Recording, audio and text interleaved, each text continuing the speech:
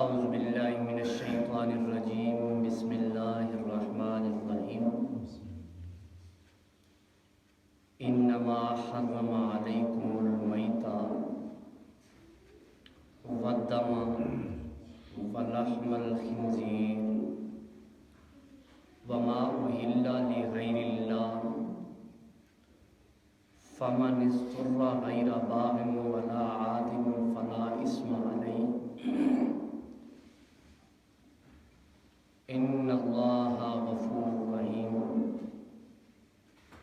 وقال اللہ تبارک و تعالی حرمت علیکم المیتۃ والدم ولحم الخنزیر وما أهل لغیر اللہ بہ والمنخنقۃ والموقوذۃ والمتردیۃ والنطیخۃ وما أكل السبع إلا ما ذکیتم وما ذبح على النصب وأن تستقسموا بالأزلام ذلكم فسق صدق اللہ العظیم۔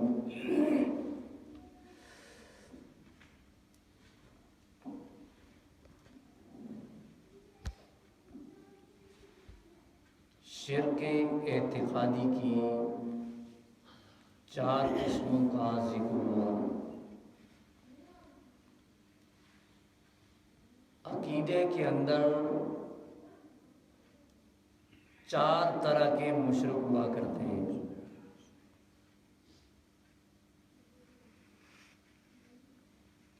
عقائد میں سب سے پہلا شرک اللہ رب العالمین کے علم غیب کے اندر کسی کو عالم الغیب سمجھنا۔ چوری ہوگی، فوراً چلے گئے نجومیوں کے پاس، بزرگوں کے پاس، اور انہوں نے بھی ہر قسم کے حربے استعمال کیے ہوتے ہیں۔ کوئی ناخنوں میں دیکھتا ہے، کوئی قمیضوں کے اندر دیکھتا ہے، کوئی کس انداز سے اپنے حربے استعمال کرتا ہے، اور پھر اس کے بعد چھوٹے بچوں پر حساب کتاب کیا جاتا ہے۔ یہ تمام کی تمام غیب کی باتیں ہیں، اور اللہ رب العالمین کے علم غیب والے معاملے کے اندر یہ سب سے بڑا شرک ہے۔ امام الانبیاء صلی اللہ علیہ وسلم نے فرمایا، جو بندہ نجومی کے پاس جائے اس نظریے کے ساتھ کہ میں اس سے آنے والے وقت یا گزرے ہوئے اس سے پوشیدہ کاموں کے بارے میں پوچھ ترچھ کروں، آپ صلی اللہ علیہ وسلم نے فرمایا کہ اگر یہ اس نیت اور اس ارادے اور اس عقیدے نظریے کے ساتھ جا رہے، ایمان سے خالی ہوگا۔ وہ تو پہلے ہی ایمان سے خالی بیٹھا ہے، اس کا بھی بیڑا غرق کر دیا جو اس کے پاس نجومی کے پاس جا رہا ہے۔ اور اسی طرح 40 دن تک کوئی اس کی عبادت قبول نہیں ہوتی۔ 40 دن تک سجدے میں پڑا رہے، نمازیں پڑھتا رہے، روزوں پر روزے رکھتا جائے، 40 دن اس کی کوئی عبادت قبول نہیں ہوگی۔ اللہ کی علم کے اندر شراکت کا یہی ایک تجربہ ہمارے ہاں چلا آ رہا ہے۔ تھوڑا سا معاملہ ہوا، پیر صاحب کے پاس گئے اور جا کر اپنے حالات و واقعات پہلے سارے بیان کر دیتے ہیں، اور پھر اس کے بعد جب وہ اپنی طرف سے نا جمبر مار کے اس کے بعد وہ شروع ہوتا ہے پڑھنے کے لیے، ہاں بھائی یہ ہوا ہے، یہ ہوا ہے، یہ ہوا ہے۔ اس الو کا پٹھے کو یہ نہیں پتا کہ پہلے سب کچھ میں بتا چکا ہوں۔ اب اس کے بعد وہ کیا کرتا ہے، تکے لگاتا ہے، تکے لگاتا جاتا ہے، اور جو کچھ زبان میں آتا ہے نکلتا جاتا ہے، اور اگلا کہتا ہے سبحان اللہ جی میرے پیر صاحب نے سب کچھ بتا دیا۔ یہ ایمان سے خالی ہونے کا ایک تجربہ ہے۔ اور اللہ رب العالمین کے علاوہ میں نے کل کے درس کے اندر بھی اگلے دن بھی اسی معاملے پر قرآن کریم کی بہت ساری آیات کی تائید آپ کے سامنے رکھی اللہ کے علاوہ کوئی بھی غیب کی کنجیاں نہیں جانتا. غیب کا علم اگر ہے تو صرف اللہ کے پاس ہے. اور شرک اعتقادی کی دوسری قسم شرک فی التصرف،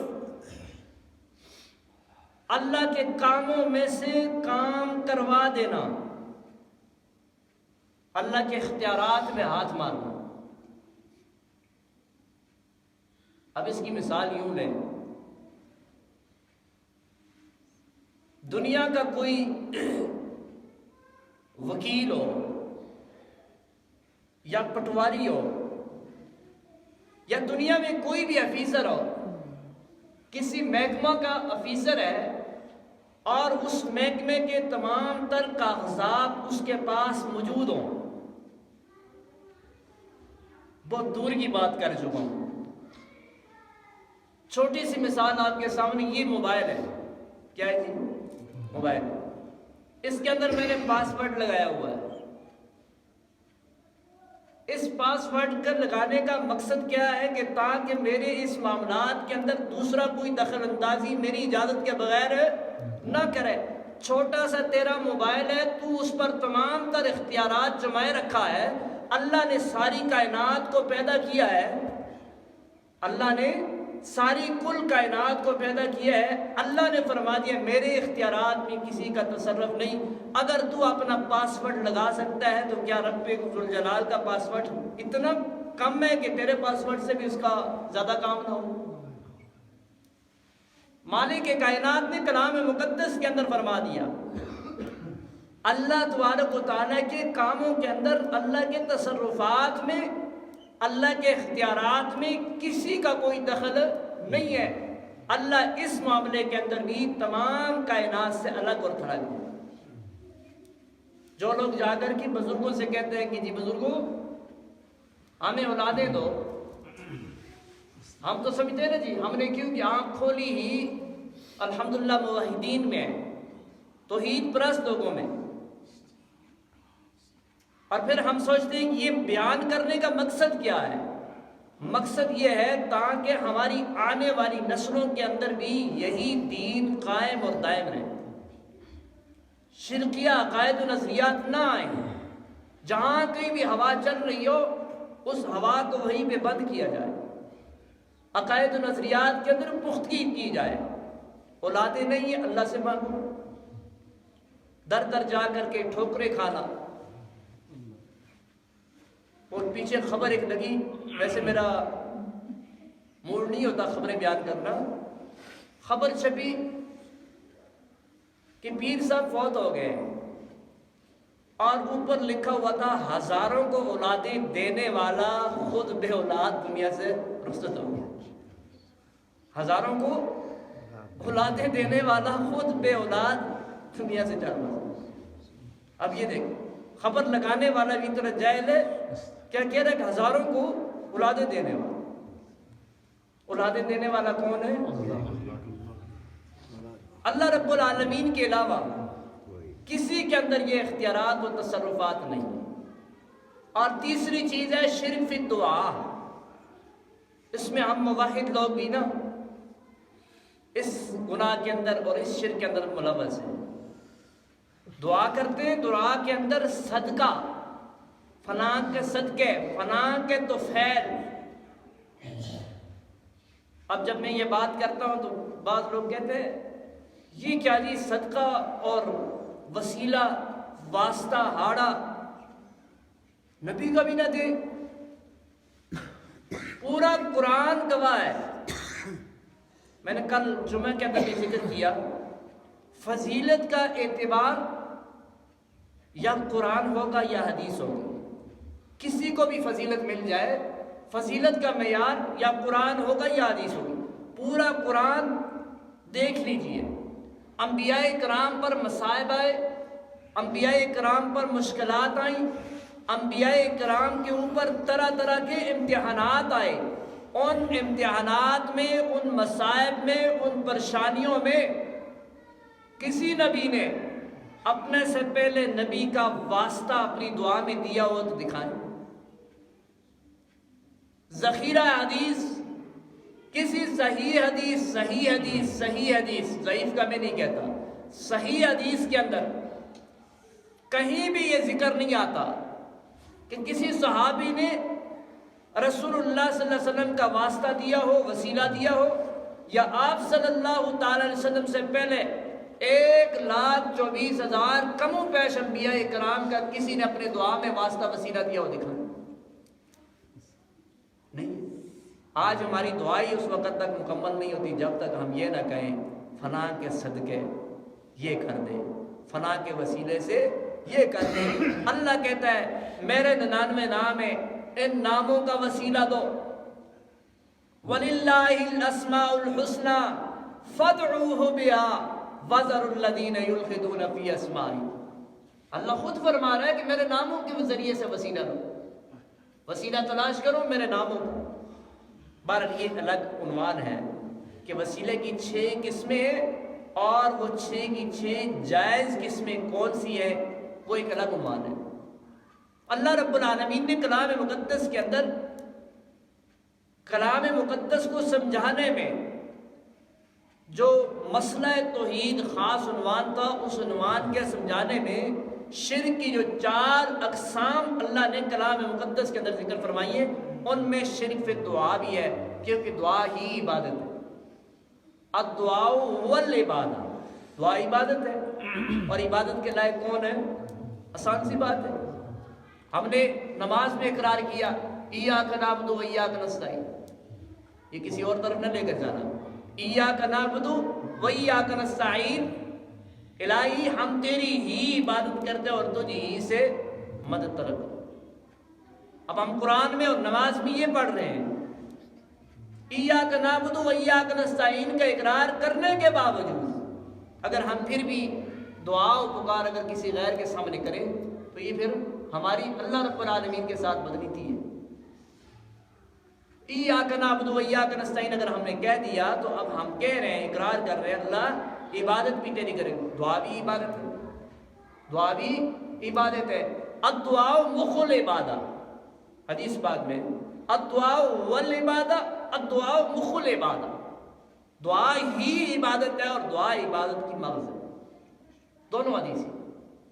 تو اس بات کی شاہد ہے کہ اللہ رب العالمین نے عبادت کو دعا ہی عبادت بنا دی اور دعا کو عبادت کا مغز بنا دیا۔ دعا کرنا منع نہیں ہے، لیکن دعا کے اندر کسی غیر کا وسیلہ دینا یہ دعا کے خلاف ہے۔ اور پھر چوتھی جو شرک عقیدے کے اندر جو چوتھی قسم ہے شرک کی، وہ شرک فی العبادت، عام عبادات، طواف عبادت ہے، سجدہ عبادت ہے، نماز عبادت ہے، ٹھیک ہے، دعا بھی اس میں شامل ہے، لیکن دعا کا اللہ نے الگ ذکر کیا، شرک فی دعا۔ اور شرک فعلی کی بھی 4 قسمیں ہیں۔ شرک اعتقادی کی پہلے 4 قسمیں ہوئی، اب شرک فعلی کی 4 قسمیں۔ تحریمات غیر اللہ، سب سے پہلے تحریمات غیر اللہ، نظر غیر اللہ، اور شرک فی البرکات، شرک فی الحکم والقانون۔ اب سمجھیے آسان لفظوں میں، تحریمات غیر اللہ جو اللہ تعالیٰ نے حرام کی ہوئی ہے، ان حرام چیزوں کو حرام جاننا۔ گدھا نے اللہ نے گدھے کو حرام قرار دیا، اب کو کہ بھئی حلال ہے، چلتا چلتا ہے، باقی جانوروں کی طرح ہے، کام بھی کرتا ہے، اس کو حلال نہیں، اللہ نے حرام قرار دیا تو بس اس کو حرام سمجھنا ہے۔ اور نظر غیر اللہ، غیر اللہ کے نام پر نظر اللہ نے حرام قرار دی ہے۔ کسی غیر کے نام پر ایک مکھی کا پر بھی اگر کوئی دے دے گا وہ بھی شرک ہوگا۔ اور اسی طرح شرک فی البرکات، برکتوں کا مالک اگر ہے تو صرف اللہ کریم ہے، برکت والا سمجھنا ہے تو صرف اللہ کو سمجھنا ہے، باقی کسی کو برکات دہندہ نہیں سمجھنا۔ اور شرک فی الحکم والقانون، اللہ کے حکموں کے اندر کسی اور کو شامل کرنا، اللہ کے قانون میں کسی اور کو شامل حال کرنا، یہ بھی غیر کی عبادت ہے۔ اب تحریمات غیر اللہ اس کو کہتے ہیں، ایک چیز جو حلال ہو، اللہ تعالیٰ نے منع اور حرام نہ کی ہو، منع اور حرام نہ کی ہو اس کو اپنے اوپر حرام سمجھنا، تو یہ اللہ تبارک و تعالیٰ نے منع فرما دیا ہے۔ اب اللہ تعالیٰ کی حلال کردہ چیز کو حرام نہ سمجھنا اور حرام کردہ چیز کو حلال نہ سمجھنا۔ اللہ تعالیٰ نے کلام مقدس کے اندر فرمایا یا ایھا الذین آمنوا لا تحرموا طیبات ما حل اللہ لکم ولا تعتدوا ان اللہ لا يحب المعتدین وَكُلُوا مِمَّا رَزَقَكُمُ اللَّهُ حَلَالًا طَيِّبًا وَاتَّقُوا اللَّهَ الَّذِي أَنْتُمْ بِهِ مُؤْمِنُونَ یا ایھا الذین آمنوا اے ایماندارو لا تحرموا طیبات، نہ حرام کرو نہ حرام جانو ان چیزوں کو جو اللہ کریم نے پاکیزہ بنا دی تمہارے کھانے کے لیے، تمہارے کھانے کے لیے جن چیزوں کو اللہ کریم نے حلال قرار دیا ہے، تمہیں کوئی حکم نہیں ہے، تمہیں کوئی قانون نہیں دیا گیا کہ تم اللہ کی حرام کردہ چیز کو حلال کرو، حلال کردہ چیز کو حرام کرو۔ وَلَا تَعْتَدُوا، نہ حد سے زیادہ گزرو، اِنَّ اللَّهَ لَا يُحِبُّ الْمُعْتَدِينَ، بے شک جو لوگ حد سے زیادہ گزرتے ہیں اللہ کریم کو ایسے لوگ پسند نہیں ہیں، اللہ کریم ایسے لوگوں کو پسند نہیں کرتا۔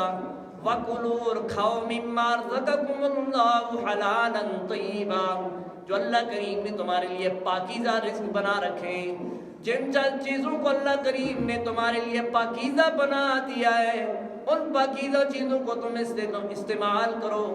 وَاتَّقُوا اللَّهَ، اور اللہ کریم سے ڈرتے رہو، الذی انتم بہ مؤمنون، تمہارے ایماندار ہونے کی سب سے بڑی علامت یہ ہے اللہ کا خوف کرتے ہوئے، اللہ کا ڈر رکھتے ہوئے تم اللہ رب العالمین کی حلال کردہ چیزوں کو حلال جانو، حرام کردہ چیزوں کو حرام ہی سمجھو۔ جب اللہ تعالیٰ نے جن چیزوں کو تمہارے لیے حلال قرار دیا ہے ان حلال چیزوں کو حلال سمجھو، اور جو اللہ تعالیٰ نے حرام قرار دیے ہیں تمہارے لیے ان کے اندر کسی طور طریقے سے ان کو حلال نہ بناؤ، حرام حرام ہی ہے اور حلال حلال ہی ہے۔ اب تحریمات اللہ یعنی اللہ تبارک و تعالیٰ کی حرمت یافتہ چیزوں کے اندر تحریمات غیر اللہ کے مقابلے میں تحریمات اللہ ہے، یعنی اللہ کے حرام کرتا ہے وہ چیزیں جن کو اللہ نے حرام بنا دیا ہے ان کے مقابلے میں تم ان کو حلال چیز نہ جانو، جو حرام ہے ان کو حرام سمجھو، حلال ہے حلال سمجھو۔ دوسرے مقام پر اللہ تبارک و تعالیٰ نے سورۃ المائدہ کی ابتدا میں فرمایا یا ایھا الذین آمنوا لا تحلوا شعائر اللہ، اے ایمانداروں کو اللہ رب العالمین مخاطب فرما کے مالک کائنات کلام مقدس کے اندر فرما رہے ہیں، اے ایمانداروں لا تحلوا شعائر اللہ، جو اللہ تبارک و تعالیٰ کے شاعر ہیں ان شاعر اللہ کو ان کی برہمتی نہ کرو۔ مثلا اللہ تعالیٰ کی مسجد شاعر اللہ میں ہے، مسجد کی توہین نہ کرو۔ اب اس کی معمولی سی میں آپ کو توہین کی مثال سمجھاتا ہوں۔ بندہ جا رہا ہے راستے میں اور زکام لگا ہوا ہے، ناک آئی اور اس نے یوں کر کے پکڑ کے دیوار کے ساتھ یوں کر دیا، جاتے جاتے مسجد کی دیوار کے ساتھ ناک صاف کر دی، یہ توہین ہے، یہ مسجد کی برہمتی ہے، ایسے نہیں کرنا چاہیے۔ جاتے جاتے راستے میں مسجد کی دیوار ہے اور اس نے یوں صفا کر دیا، یہ بھی شاعر اللہ کے اندر ہے، ان کی شاعر اللہ کی توہین کرنا بھی جائز نہیں ہے۔ وَلَا الشَّهْرَ الْحَرَامَ، 12 مہینوں میں اللہ نے 4 مہینے حرمت والے بنائے۔ کتنے مہینے جی؟ 4 مہینے، 4 مہینے حرمت والے۔ ان 4 مہینوں کا احترام کرنا، ان کے اندر لڑائی جھگڑا نہیں کرنا، فتنہ فساد نہیں کرنا، خون ریزی نہیں کرنی. اور اسی طرح ولل ہدیہ ولل قلائد، قربانی والا جانور ہے اس کی بےرحمتی نہ کرنا. اور پھر اس کے بعد